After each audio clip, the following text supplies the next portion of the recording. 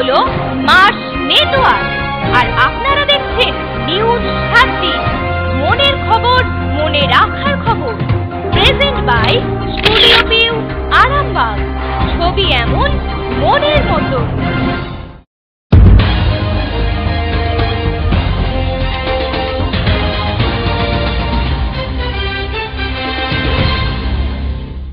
নমস্কার, নিউজ 7 দিনে আপনাদের স্বাগত। আমি সুজিত।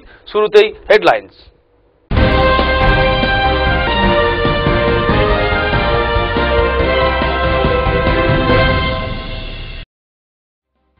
সারা দেশের সাথে হুগলিতেও পালিত হলো প্রজাতন্ত্র দিবস। প্রকাশ্য দিবালোকে খুন আরামবাগ শহরে।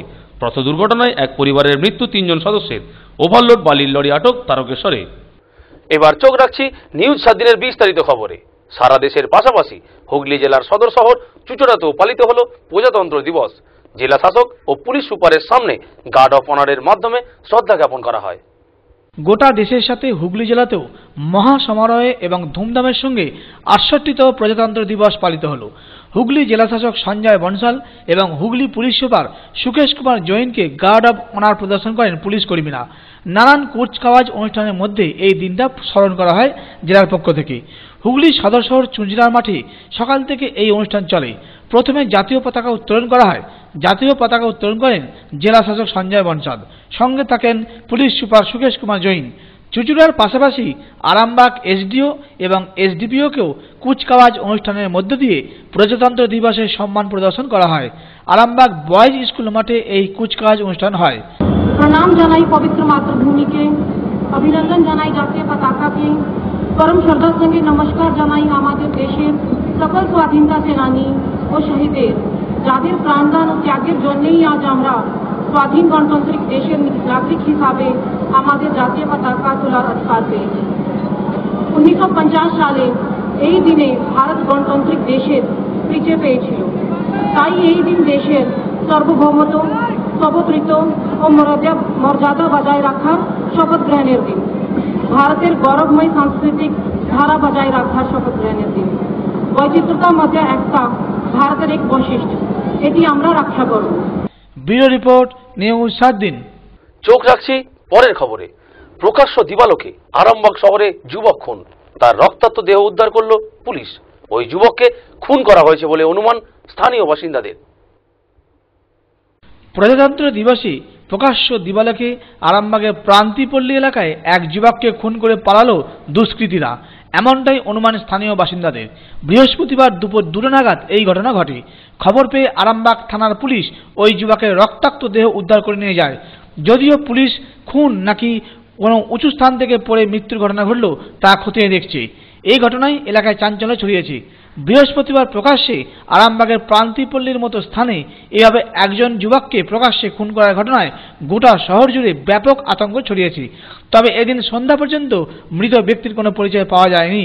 স্থানীয় বাসিন্দারাও প্রকৃত খুনিদের গ্রেপ্তারের দাবি তুলেছেন। আমার আইডিয়া, যেটা আমি লোকাল হিসেবে যেটুকু দেখতে পেলাম বা আমাদের যেটা ন্যূনতম ধারণা, যে এনাকে কেউ মেরে ফেলে দিয়ে গেছেন, এটাই আমরা আইডিয়া করছি। কিন্তু পুলিশ প্রশাসন যেটা বলছেন যে বলে ইলেকট্রিক ফোর্স থেকে হয়েছে, তার মধ্যে আমরা কোনো সামঞ্জস্য পাচ্ছি না।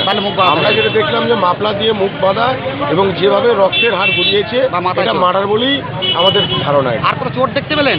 আর কোনো চোট দেখতে পাইনি, মাথায় শুধু চোটটা আমরা দেখতে পেয়েছি। মাথায় এতভাবেই আঘাত করেছে, প্রচুর পরিমাণে, পর্যাপ্ত পরিমাণে রক্ত বেরিয়েছে। যদি এটা মার্ডার নাই হবে তাহলে মামলা দিয়ে মুখ বাঁধা থাকবে কেন? এটা আমাদের সব থেকে বেশি করে আমাদের এটা ধারণা হচ্ছে যে সম্পূর্ণ মার্ডার না হলে মুখ দিয়ে মুখ বাঁধা থাকবে, এরকমটা আমরা মাথায় চোট আছে, প্রচন্ডভাবে মাথায় চোট আছে, কিন্তু মুখ বেঁধে। ব্যুরো রিপোর্ট, নিউজ 7 দিন। এখন সময় নিউজ 7 দিনের একটা বিজ্ঞাপন বিরতি। ফিরে আসছি, সঙ্গে থাকুন। এই মুহূর্তে আমি আছি দার্জিলিং এর সিঙ্গলীলাতে। আপনারাও চলে আসুন দার্জিলিং এর হোটেল সিঙ্গলীলা গেস্ট হাউসে, টিএন রোড শেরপা জুম্মার কাছে। হোটেলে বসেই উপভোগ করুন দার্জিলিং এর প্রাকৃতিক দৃশ্য। এখানে 24 ঘন্টা গরম জলের সুবিধা পাবেন। রেস্টুরেন্ট, রুম সার্ভিস থেকে শুরু করে কার ফ্যাসিলিটি, সাইট সিন ঘোরার যাবতীয় সুযোগ সুবিধা। আর হ্যাঁ, গ্রুপ বুকিং এর জন্য থাকছে স্পেশাল রেট। আরো বিস্তারিত জানতে যোগাযোগ করুন আমাদের এই নম্বরে 9593596341 834807053 634। ফিরে এলাম বিজ্ঞাপন বিরতির পর। আপনারা দেখছেন নিউজ 7 দিন, আপনাদের সঙ্গে আমি সুজিত। চোখ রাখছি পরের খবরে। পথ দুর্ঘটনায় মৃত্যু হলো একই পরিবারের 3 জনের। মর্মান্তিক এই ঘটনা ঘটেছে গোঘাটের মান্দরণ এলাকায়। বৃহস্পতিবার ভোর রাতের ঘটনা। আহত 5 জন, তাদের বাড়ি আরামবাগ শহরে। বিয়েবাড়ি থেকে ফেরার পথে নিয়ন্ত্রণ হারিয়ে একটি টাটা সুমো রাস্তার পাশে একটি ইলেকট্রিক খুঁড়িতে ধাক্কা মেরে উল্টে গিয়ে এক পরিবারের 3 জনের মৃত্যুর ঘটনা ঘটল। ঘটনাটি ঘটেছে হুগলির গোঘাটের মান্দরণ এলাকায় আরামবাগ মেদিনীপুর রাজ্য সড়কে বুধবার রাত 1:30 নাগাদ। আহত হন 5 জন। তারা সকলেই ওই পরিবারের মহিলা সদস্যা। তাদের গোঘাট থানার পুলিশ উদ্ধার করে আরামবাগ মহকুমা হাসপাতালে ভর্তি করে। মৃতদের নাম সুদয় পরামানিক, বুবাই মাইতি এবং শ্যামলী মাইতি। এদের সকলেরই বাড়ি আরামবাগের বৃন্দাবনপুরে। তারা এদিন রাতে পশ্চিম মেদিনীপুর জেলার রামজীবনপুরের তাতারপুর এলাকার সোরা গ্রামে একটি বিয়ে বাড়িতে গিয়েছিলেন। বিয়ে বাড়ি থেকে ফিরছিলেন টাটা সুমো করে। তখন দ্রুত গতিতেই আসছিলেন। রাত 1:30 নাগাদ নিয়ন্ত্রণ হারিয়ে এই ঘটনা ঘটে। তবে চালক পলাতক। ব্যুরো রিপোর্ট, নিউজ 7 দিন। চোখ রাখছি পরের খবরে। অবৈধ ও ওভারলোড বালির লরি আটক করল ব্যবসায়ীরা। 12টি ওভারলোড লরি আটক করা হয় তারকেশ্বরে। ওয়েস্ট বেঙ্গল ট্রাক ওনার অ্যাসোসিয়েশনের পক্ষ থেকে এই লরি ধরা হয়। বালি বোঝাই ওভারলোড লরি আটক করল লরি ব্যবসায়ীরা।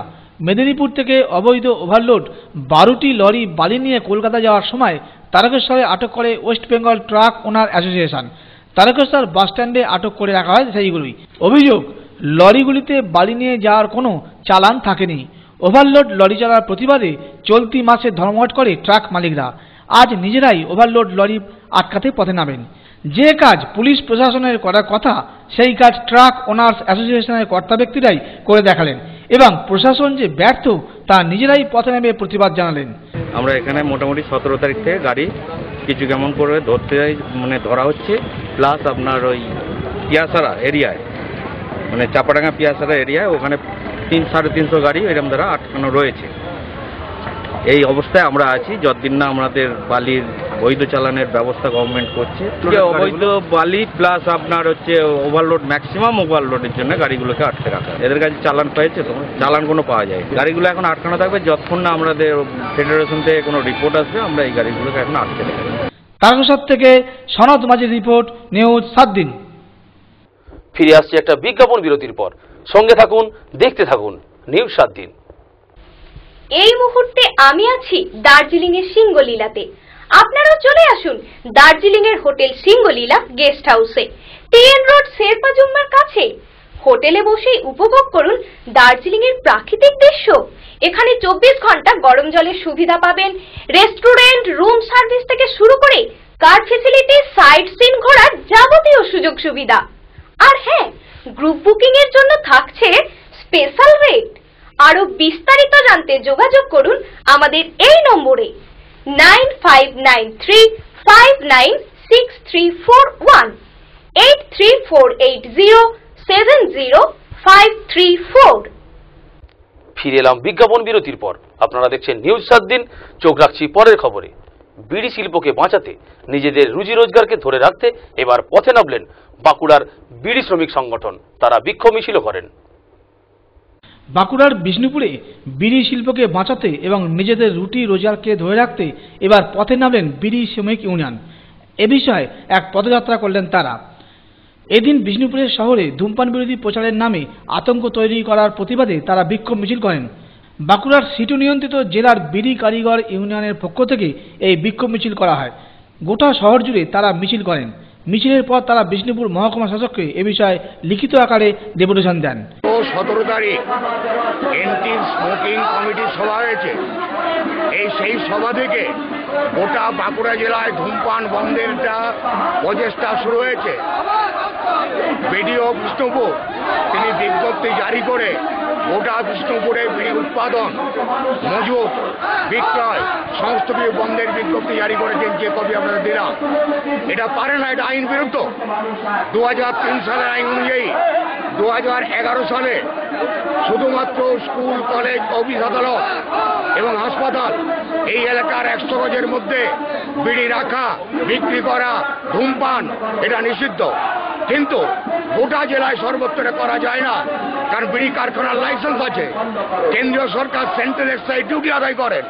রাজ্য সরকার সেল ট্যাক্স আদায় করেন তামাক পাতার উপর, এই ধরনের কোনো অধিকার জেলা প্রশাসনের থাকতে পারে না।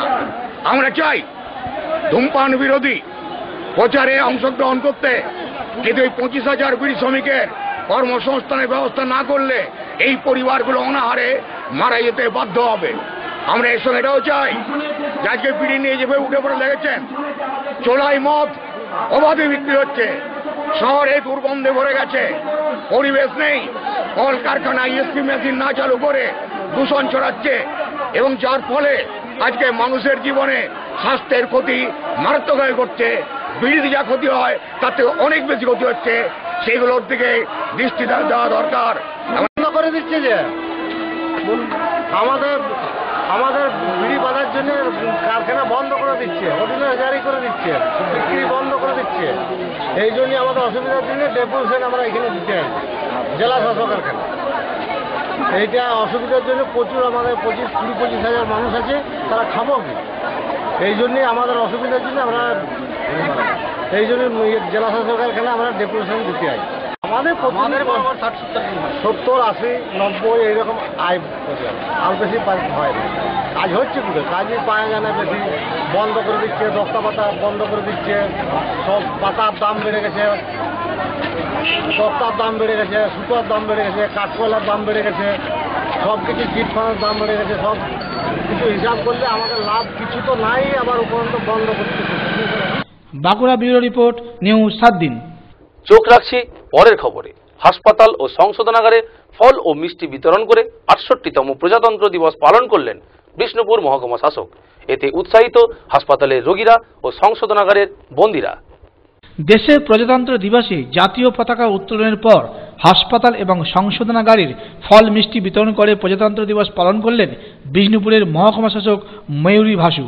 জানা গেছে, মহকুমা শাসকের কার্যালয়ে পতাকা উত্তোলনের পর তিনি বেরিয়ে পড়েন সংশোধনাগারের পতাকা উত্তোলনে। সেখানে ওই অনুষ্ঠানের শেষে বন্দীদের মধ্যে ফল মিষ্টির প্যাকেট বিতরণ করেন। অনুষ্ঠানে যোগ দিতে আসা বন্দীরাও উৎসাহিত হয়। তারপরেও তিনি এই দিনটিতে বিষ্ণুপুর হাসপাতালের সমস্ত রোগীদের ফল মিষ্টির প্যাকেট বিতরণের উদ্যোগ নেন। এই উদ্যোগে খুশি এলাকাবাসীরা। তারা মনে করেন এই পবিত্র দিনটিতে এই উদ্যোগ অবশ্যই নাগরিকদের মনে একটা রেখাপাত করবে। ব্যুরো রিপোর্ট, নিউজ 7 দিন। নিউজ 7 দিন আজ এই পর্যন্তই। প্রতিদিন নিউজ 7 দিন দেখুন রাত্রি 9:30, পুনঃ সম্প্রচার রাত্রি 11টা, পরের দিন সকাল 8:30 এবং দুপুর 1টা। নিউজ 7 দিন, মনের খবর, মনে রাখার খবর।